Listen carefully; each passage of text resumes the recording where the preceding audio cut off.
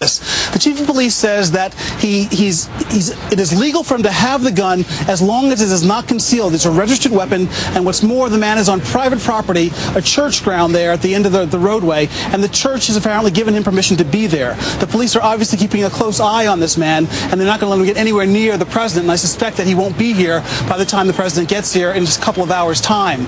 But again, for the most part, things are very peaceful. The police are keeping an eye on things. The crowds are separated. But to be really clear, and we're seeing the pictures right now, you're saying a guy has a gun in the open where we already know there are concerns about every president's safety, but certainly this historic president, the 44th president of the United States, and there's no, the guy's just being allowed to stay there? Is that right?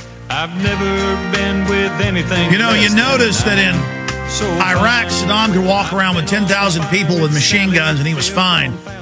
And even until the 30s, Americans would take guns on their sides to court hearings in major cities. Famous Lindbergh case, he wore a sidearm into that. This is how they operate. Oh, my God, the slaves have guns. But this guy has got an IFB that only television people, it's the professional flesh-colored clear one, flesh-colored down here, clear up here, that is hooked in for law enforcement. He looks like Secret Service. He looks like Secret Service I saw at the Bilderberg Group in Virginia. Or he could be some private merc, or he could be a listener. Who knows? But he's got, it's time to water the tree of liberty.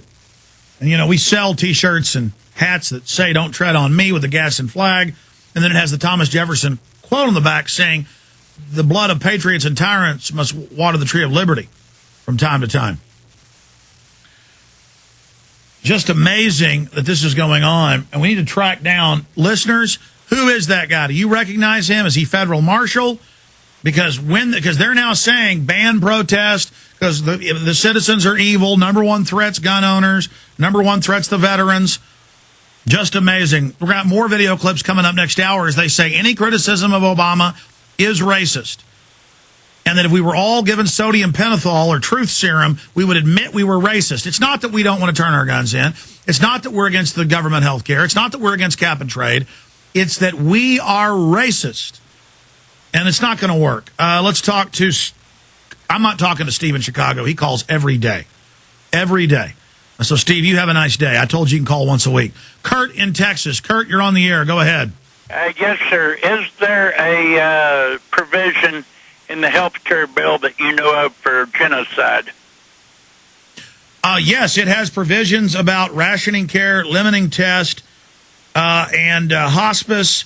And let me scan over this. I've actually got the bill, or I've got the sections boiled down. That's 200 pages long. The actual bill's thousands and thousands and constantly changing. But, yes, it does have well, I mean, take Obama's brother. Let's put Salon. Salon's not some right-wing publication. You know, with the headline, Obama's brother, Dr. Death. There it is. I mean, this is the guy who your former writing partner has actually confronted, and that got millions of views online, or hundreds of thousands I saw in one video alone. Tell us about Ezekiel Emanuel, Obama's Dr. Death. And that's not me saying that. That's Salon, Webster Tarpley. Well, what I know about Ezekiel Emanuel is that he's a professor of bioethics. Now, bioethics is a very, very suspect academic specialty, because essentially what it has to do with is making decisions about the end of life. It's a eugenics board. It's going to be in favor of the insurance companies. I regard it also as economic austerity.